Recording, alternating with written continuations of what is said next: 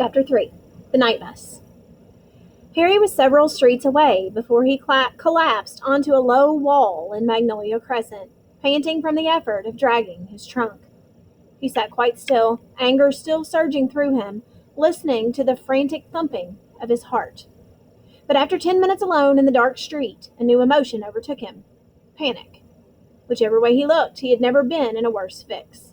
He was stranded, quite alone, in the dark Muggle world, with absolutely nowhere to go, and the worst of it was, he had just done serious magic, which meant he was almost certainly expelled from Hogwarts. He had broken the decree for the restriction of underage wizardry so badly. He was surprised the Ministry of Magic representatives weren't swooping down on him where he sat. Harry shivered and looked up and down Magnolia Crescent. What was going to happen to him? Would he be arrested, or would he simply be outlawed from the wizarding world? He thought of Ron and Hermione, and his heart sank even lower. Hermione.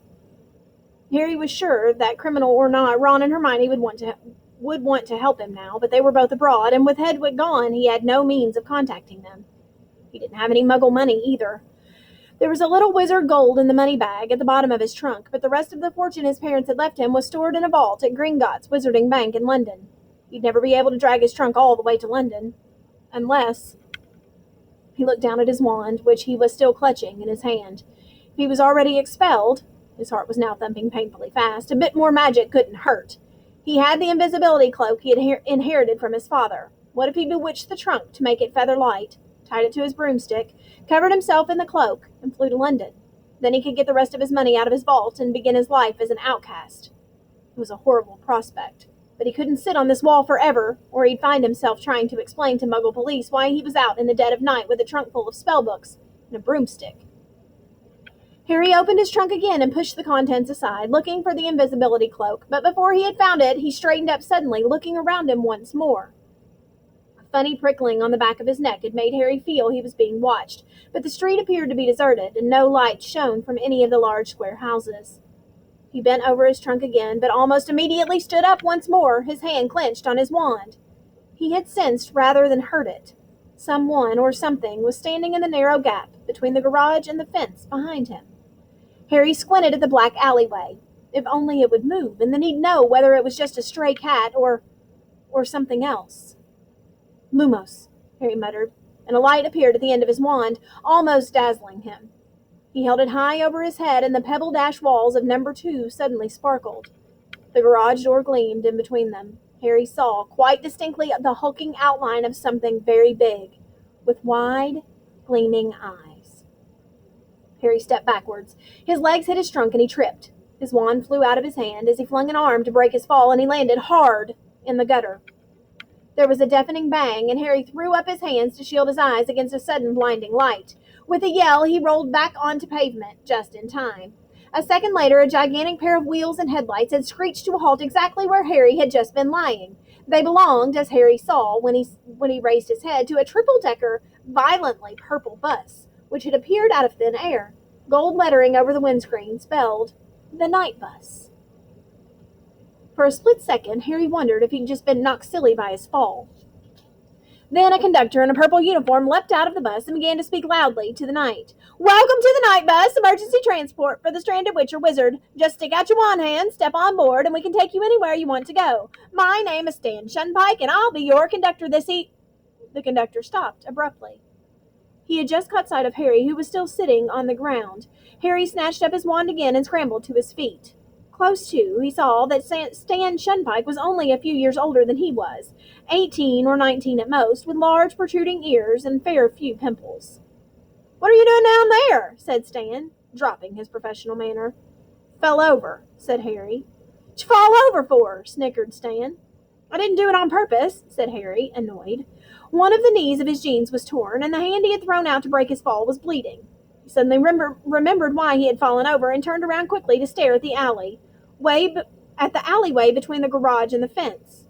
The night bus's headlamps were flooding it with light, and it was empty. "'What you looking at?" said Stan. "There was a big black thing," said Harry, pointing uncertainly into the gap. "Like a dog, but massive." He looked around at Stan, whose mouth was slightly open. With a feeling of unease, Harry saw Stan's eyes move to the scar on Harry's forehead. "What's that on your head?"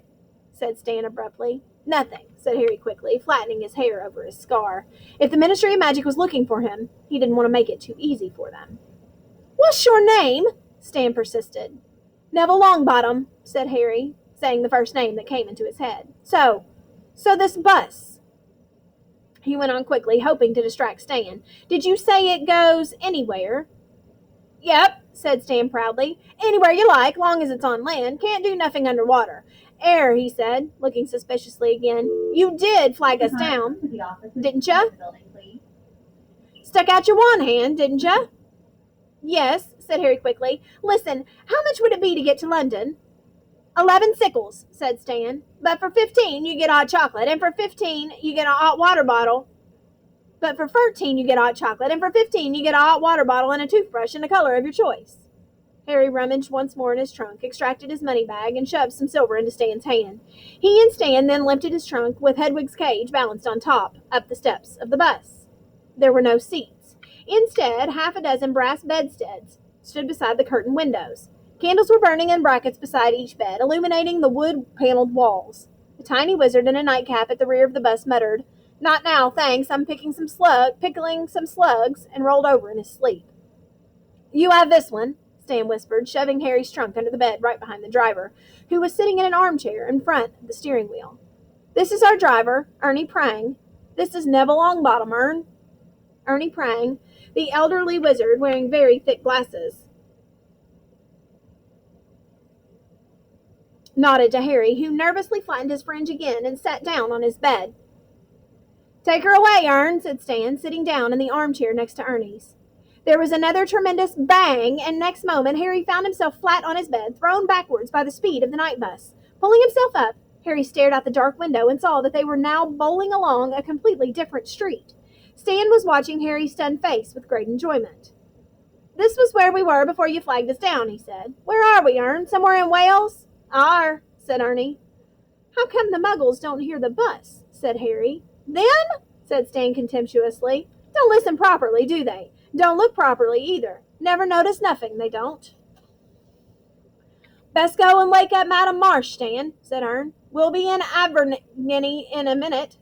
Abergavenny in a minute. Stan passed Harry's bed and disappeared up a narrow wooden staircase. Harry was still looking out of the window, feeling increasingly nervous. Ernie didn't seem to have mastered the use of a steering wheel. The night bus kept mounting the pavement, but it didn't hit anything. Lines of lampposts, litter boxes, and bins jumped out of its way as it approached and back into position once it had passed. Stan came back downstairs, followed by a faintly green witch wrapped in a traveling cloak. "There you go, Madam Marsh," said Stan happily as Ern stamped on the brake and the bed slid a foot or so towards the front of the bus. Madam Marsh clamped a handkerchief to her mouth and tottered down the steps. Stan threw her bag out after her and rammed the door shut. There was another loud bang, and they were thundering down a narrow country lane, trees leaping out of the way. Harry wouldn't have been able to sleep, even if he had been traveling on a bus that didn't keep banging loudly and jumping 100 miles at a time. His stomach churned as he fell back, wondering what was going to happen to him and whether the Dursleys had managed to get Aunt Marge off the ceiling yet. Stan had unfurled a copy of the Daily Prophet and was now reading with his tongue between his teeth.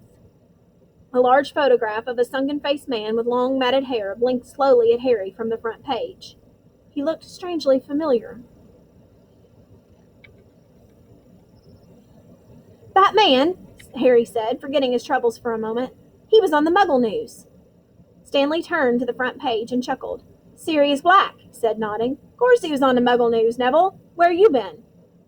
He gave a superior sort of chuckle at the blank look on Harry's face, removed the front page, and handed it to Harry.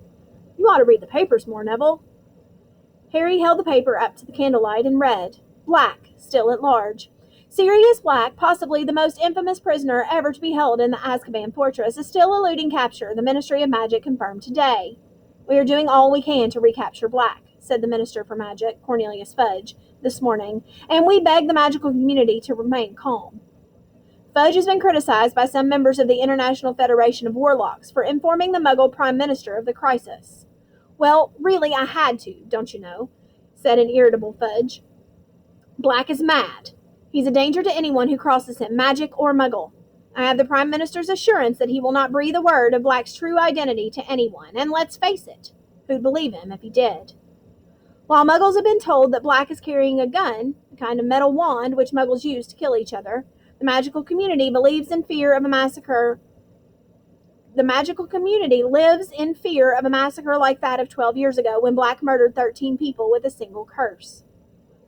Harry looked into the shadow's eyes of Sirius Black, the only part of the sunken face that seemed alive. Harry had never met a vampire, but he'd seen pictures of them in his defense against the dark arts classes, and Black, with his waxy white skin, looked just like one. "Scary looking thing, isn't he?" said Stan, who'd been watching Harry read. "He murdered 13 people," said Harry, handing the page back to Stan, "with one curse." "Yep," said Stan, "in front of witnesses and all. Broad daylight. Big trouble it caused, didn't it, Ern?" "Arr," said Ern darkly. Stan swiveled in his armchair, his hands on the back. Better to look at Harry. "Black was a big supporter of you-know-who," he said. "What, Voldemort?" said Harry, without even thinking. Even Stan's pimples went white. Ern jerked the steering wheel so hard that a whole farmhouse had to jump aside to avoid the bus. "You out of your tree?" yelped Stan. "What'd you say his name for?" "Sorry," said Harry hastily. "Sorry, I forgot." "Forgot?" said Stan weakly. "Blimey, my heart's going that fast." So Black was a supporter of you-know-who?" Harry prompted apologetically. "Yeah," said Stan, still rubbing his chest. "Yeah, that's right. Very close to you-know-who, they say anyway. When little Harry Potter paid you-know-who." Harry nervously flattened the fringe again. "All you-know-who supporters were tracked down, wasn't they, Ern? Most of them knew it was all over, with you-know-who gone, and they became quiet. But not Sirius Black. I heard he thought he'd be second in command once you-know-who had taken over. Anyway, they cornered Black in the middle of a street full of Muggles, and Black took out his wand, and he blasted half the street apart, and a wizard got it, and so did a dozen Muggles what got in the way. Horrible, eh? And you know what Black did then?" Stan continued in a dramatic whisper. "What?" said Harry. "Laughed," said Stan. "Just stood there and laughed, and when reinforcements from the Ministry of Magic got there and went with him quiet as anything, still laughing his head off. 'Cause he's mad, isn't he, Ern? Isn't he mad?" "If he weren't when he went to Azkaban, he will be now," said Ern in his slow voice. "I'd blow myself up before I set foot in that place. Serves him right, mind, after what he did." "They had a job covering up, didn't they, Ern?" said Stan. "Old street blown up and all them Muggles dead. What was it they said had happened, Ern?" "Gas explosion," grunted Ernie. "And now he's out," said Stan, examining the newspaper picture of Black's gaunt face again. "Never been a breakout from Azkaban before, has there, Ern? Beats me how he did it. Frightening, eh? Mind, I don't fancy his chances against them Azkaban guards, eh, Ern?" Ernie suddenly shivered. "Talk about something else, Stan.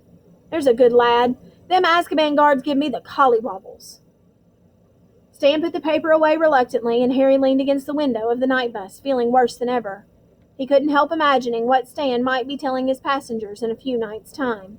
"You hear about that Harry Potter? Blew up his aunt. Well, I'm glad I'm here on the night bus, didn't we?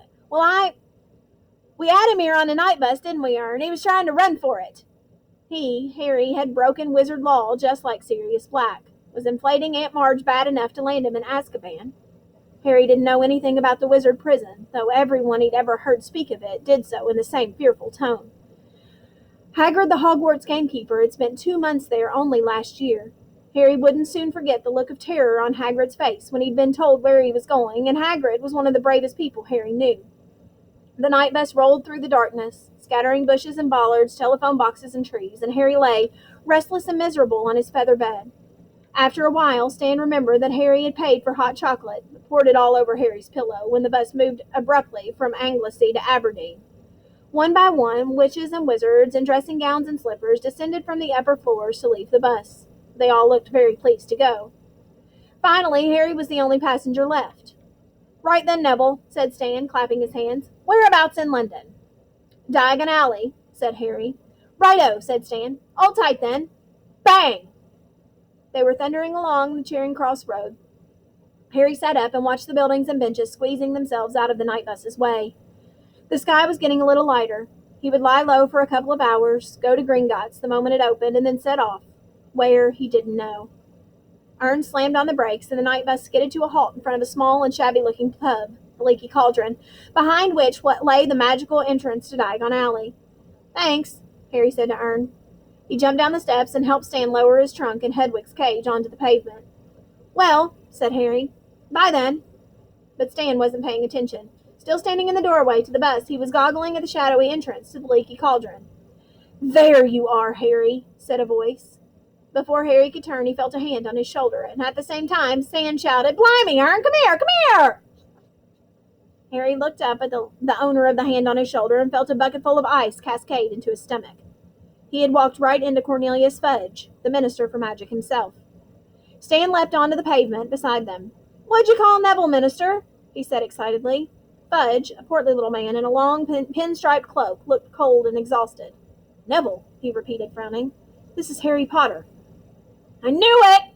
Stan shouted gleefully. "Ern! Guess who Neville is, Ern? He's Harry Potter! I can see his scar." "Yes," said Fudge testily. "Well, I'm very glad the night bus picked Harry up, but he and I need to step inside the leaky cauldron now." Fudge increased the pressure on Harry's shoulder, and Harry found himself being steered into the pub. A stooping figure bearing a lantern appeared through the door behind the bar. It was Tom, the wizened, toothless landlord. "You've got him, Minister," said Tom. "Will you be wanting anything? Beer? Brandy?" "Perhaps a pot of tea," said Fudge, who still hadn't let go of Harry. There was a loud scraping and puffing from behind them, and Stan and Ern appeared, carrying Harry's trunk and Hedwig's cage, and looking around excitedly. "How come you didn't tell us who you are, Neville?" said Stan, beaming at Harry, while Ernie's owlish face appeared interestedly over Stan's shoulder. "And a private parlor, please, Tom," said Fudge pointedly. "Bye," said Harry miserably to Stan and Ern as Tom beckoned Fudge toward the passage that led from the bar. "Bye, Neville," called Stan. Fudge marched Harry along the narrow passage, after Tom's lantern, and then into a small parlor. Tom clicked his fingers, a fire burst into life in the grate, and he bowed himself out of the room. "Sit down, Harry," said Fudge, indicating a chair by the fire. Harry sat down, feeling goosebumps rising up his arms despite the glow of the fire. Fudge took off his pinstripe cloak and tossed it aside, and then hitched up his trousers of his bottle green suit and sat down opposite Harry. "I'm Cornelius Fudge, Harry, the Minister for Magic." Harry already knew this, of course. He had seen Fudge once before, but as he had been wearing his father's invisibility cloak at the time, Fudge wasn't to know that. Tom the innkeeper reappeared, wearing an apron over his nightshirt and bearing a tray of tea and crumpets. He placed the tray on a table between Fudge and Harry and left the parlor, closing the door behind him. "Well, Harry," said Fudge, pouring out tea, "you've had us all in a right flap. I don't mind telling you. Running away from your aunt and uncle's house like that. I'd started to think, but you're safe, and that's what matters." Fudge buttered himself a crumpet and pushed the plate towards Harry. "Eat, Harry. You look dead on your feet. Now then, you'll be pleased to know that we've dealt with the unfortunate blowing up of Miss Marjorie Dursley. 2 members of the Accidental Magic Reversal Squad were dispatched to Privet Drive a few hours ago. Miss Dursley has been punctured and her memory has been modified. She has no recollection of the incident at all. So that's that. And no harm done." Fudge smiled at Harry over the rim of his teacup, rather like an uncle surveying a favorite nephew. Harry, who couldn't believe his ears, opened his mouth to speak, couldn't think of anything to say, and closed it again.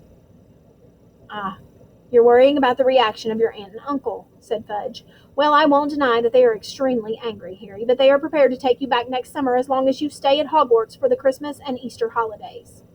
Harry unstuck his throat.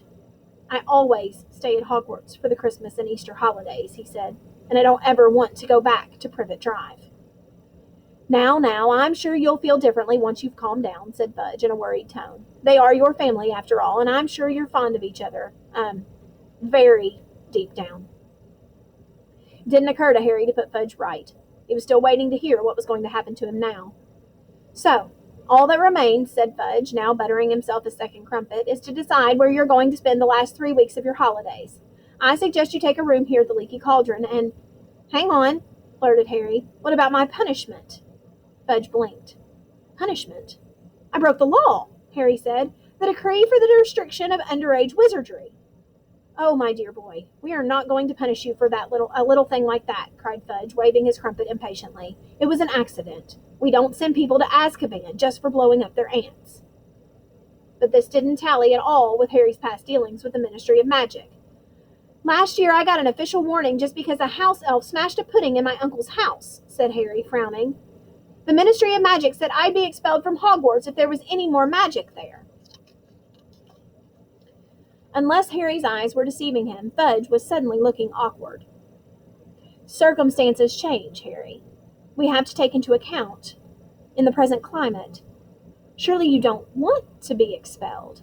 Of course I don't, said Harry. Well, then, what's all the fuss about? Laughed Fudge airily. Now, have a crumpet. Have a crumpet, Harry, while I go see if Tom's got a room for you. Fudge strode out of the parlor, and Harry stared after him. There was something extremely odd going on. Why had Fudge been waiting for him at the leaky cauldron, if not to punish him for what he'd done? And now Harry came to think of it, surely it wasn't usual for the Minister for Magic himself to get involved in matters of underage magic. Fudge came back, accompanied by Tom, the innkeeper. Room 11's free, Harry, said Fudge. I think you'll be comfortable. Just one thing, and I'm sure you'll understand. I don't want you wandering off into Muggle London, all right? Keep to Diagon Alley, and you're to be right back here before dark each night. Sure you'll understand. Tom will be keeping an eye on you for me. Okay, said Harry slowly. But why? Don't want to lose you again, do we? Said Fudge with a hearty laugh. No, best keep you where you are. Fudge cleared his throat loudly and picked up his pinstripe coat. Well, I'll be off. Plenty to do, you know. Have you had any luck with Black yet? Harry asked. Fudge's fingers slipped on the silver fastenings of his cloak. What's that? Oh, you've heard. Well, no, not yet, but it's only a matter of time. The Azkaban guards have never yet failed, and they're even angrier than I've ever seen them. Fudge shuddered slightly. So I'll say goodbye. He held out his hand, and Harry, shaking it, had a sudden idea. Minister, can I ask you something? Certainly, smiled Fudge. Well, the third years at Hogwarts are allowed to visit Hogsmeade, but my aunt and uncle didn't sign the permission form. Do you think you could? Fudge was looking uncomfortable. Ah, he said. No, I'm very sorry, Harry, but I'm not your parent or guardian. But you're the Minister for Magic, said Harry eagerly. If you gave me permission... No, I'm sorry, Harry, but rules are rules, said Fudge flatly. Perhaps you'll be able to visit Hogsmeade next year. In fact, I think it best if you don't. Yes, well, I'll be off. Enjoy your stay, Harry. And with that last smile and shake of Harry's hand, Fudge left the room. Tom now moved forward, beaming at Harry. If you'll follow me, Mr. Potter, he said. I've already taken your things up. Harry followed Tom up a handsome wooden staircase to a door with a brass number 11 on it, which Tom unlocked and opened for him. Inside was a very comfortable-looking bed, some highly polished oak furniture, a cheerfully crackling fire, and perched on top of the wardrobe. Hedwig! Harry gasped. The snowy owl clicked her beak and fluttered down onto Harry's arm. Very smart owl you've got there, chuckled Tom. Arrived about 5 minutes after you did. If there's anything you need, Mr. Potter, don't hesitate to ask. He gave another bow and left. Harry sat on his bed for a long time, absent-mindedly stroking Hedwig. The sky outside the window was changing rapidly from deep velvety blue to cold steely gray, and then slowly to pink shot with gold. Harry could hardly believe that he'd only left Privet Drive a few hours ago, that he wasn't expelled, and that he was now facing 3 completely Dursley-free weeks. It's been a very weird night, Hedwig, he yawned. And without even removing his glasses, he slumped back onto his pillows and fell asleep.